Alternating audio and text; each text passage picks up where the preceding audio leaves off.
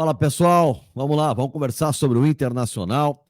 Olha só, vocês viram no vídeo anterior, durante o jogo que eu transmiti aqui, no vídeo pós-jogo, eu fiz diversas críticas ao Internacional, ao técnico Eduardo Cudê, à postura dos atletas, né, a falta de reação dos atletas diante da adversidade.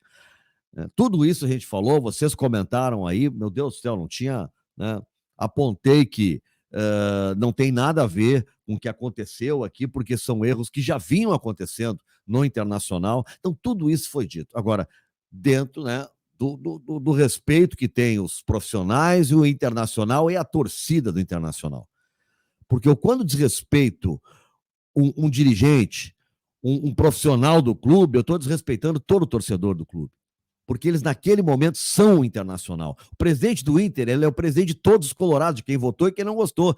Criticar ele, o trabalho, faz parte do jogo. Faz parte. O torcedor, até às vezes, passar dos limites, ok. Mas quando a gente vê na própria mídia, né, o exagero na adjetivação, e aqui eu não estou nem falando, eu citei o Alessandro Barcelos, mas quem mais sofre com isso, e tem muito de xenofobia no meio, é o técnico do Internacional. E eu vejo que às vezes ganha coro também no meio de muita gente da torcida. E eu não estou falando, eu não estou preocupado que ele seja criticado. Não, eu tenho criticado, e eu acho que quem tem mais críticas, ou quem quer a troca do treinador, tudo isso é legítimo. Quem acha que ó, não dá mais, tem que ser outro, tudo isso eu acho legítimo. Eu estou falando é a forma de dizer isso. Uma coisa é tu dizer que o trabalho não é bom e tem que mudar. Outra coisa é dizer que o fulano é isso ou é aquilo. Não é o trabalho dele, ele é isso, ele é aquilo. Isso tem acontecido muito, e eu acho isso um desrespeito com o Inter.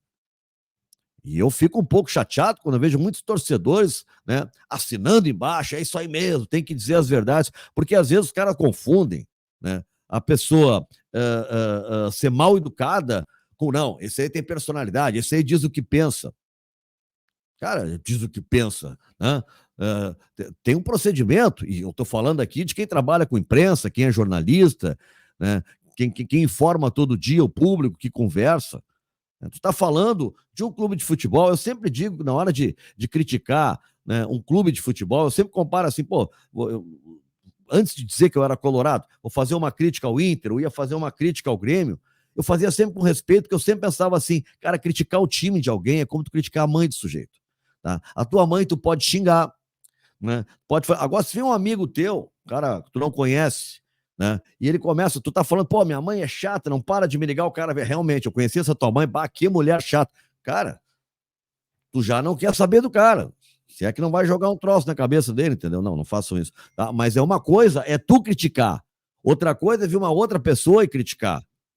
Essa coisa do pertencimento, aquilo ali é teu, é uma coisa do teu mundo, da tua vida, e tem que ter respeito na hora de criticar. E eu acho que a gente avançou muito o sinal. Pô, hoje eu fiquei um pouco assim, não vou dizer chateado, mas eu fiquei um pouco assim assustado, né, com o nível, com a violência, né, desrespeitando quem está no debate e os profissionais do Internacional da forma como falam.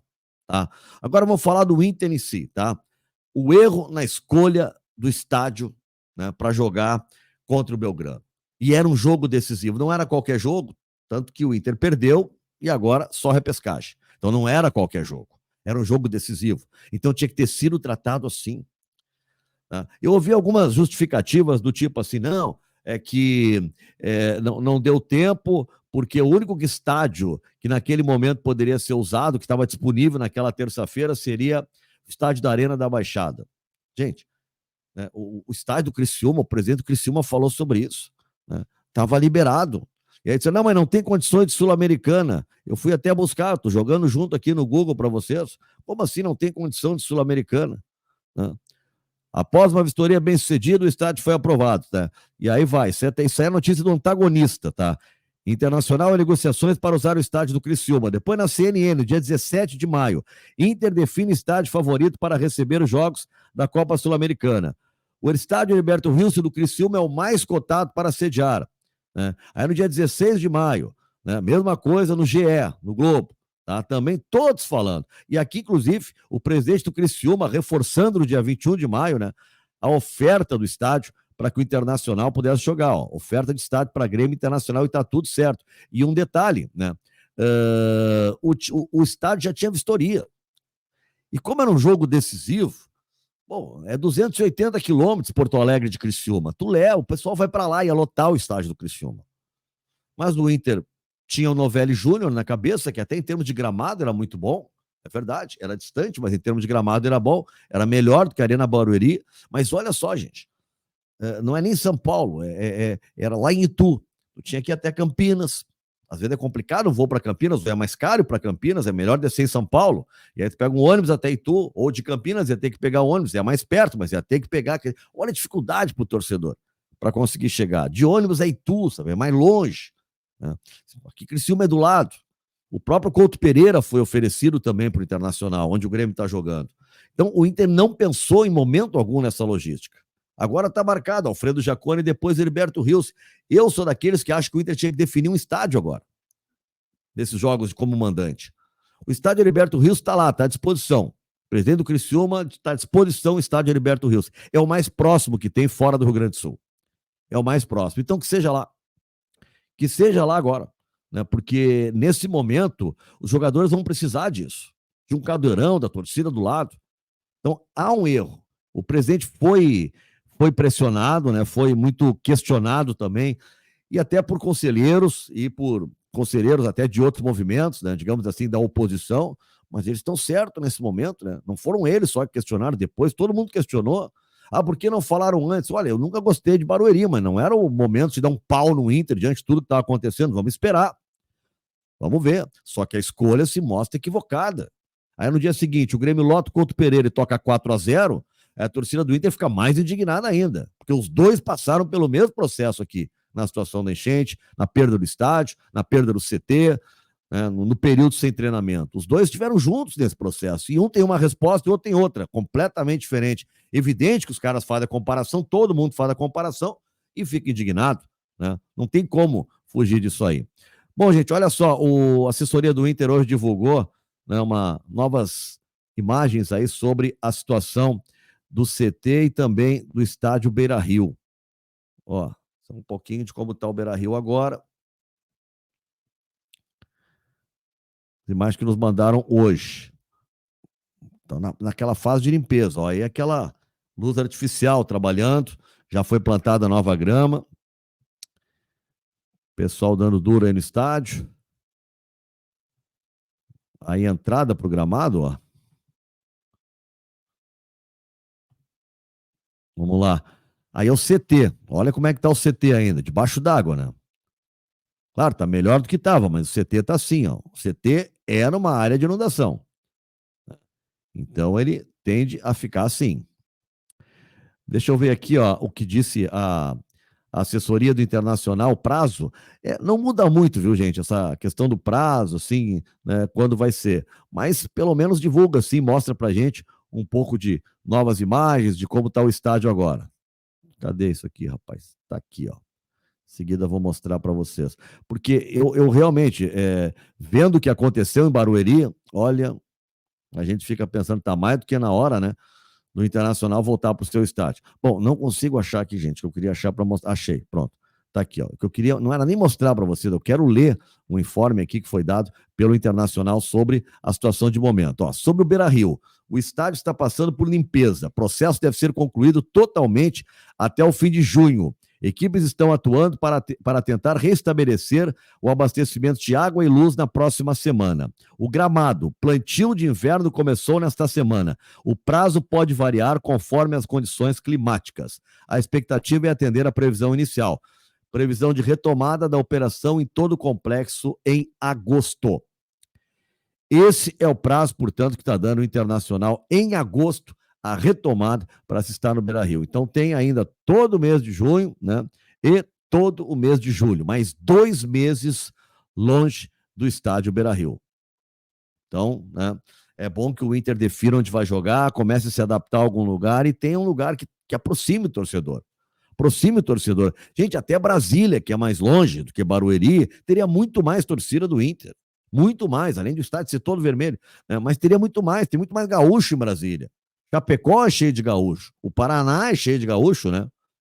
Cascavel é cheio de gaúcho. Claro, teria que ver as condições de estádio e tudo, mas procurar uma região onde o Inter possa ter o calor da sua torcida. Isso não foi pensado num jogo decisivo contra o Belgrano. Ok? página virada, passou, errou. Né? Um erro não se repete, a gente corrige. É isso que a gente espera, né, que seja feito agora pelos dirigentes do Internacional. Bom, eu falei aí também sobre o caso do calendário, né? O calendário está definido. Quero mostrar aqui para vocês como é que ficou. Ó. Os próximos jogos do Inter, sábado agora é o Cuiabá. Depois o Inter joga dia 4 contra o Tomayapo na Sul-Americana, lá na Bolívia. Depois joga contra o Delfim, também pela Sul-Americana. Esse jogo vai ser aqui no Jacone. Depois, no dia 13, joga contra o São Paulo, esse jogo no Heriberto Rios. Depois vai a Bahia jogar contra o Vitória, esse jogo é no Barradão. Depois Inter e Corinthians, não tem ainda local definido. O Grenal também não está definido, do dia 23. Dia 26, Inter e Atlético Mineiro. Dia 30, Criciúma e Inter. Dia 3, aqui já em julho, Inter e Juventude, Copa do Brasil. Essas datas ainda precisam ser confirmadas pela CBF. Aí no dia 8 de julho, Inter e Vasco. E no dia 13 de julho, Juventude e Inter, o segundo jogo da Copa do Brasil. Então, olha a maratona, tá? E depois desse jogo do Cuiabá, dá para contar aí pelo menos 11 jogos que o Inter pode ficar sem Ener Valencia, sem Rocher, né? E sem o Borré. Os três a serviço da seleção, o que, convenhamos, não é pouca coisa.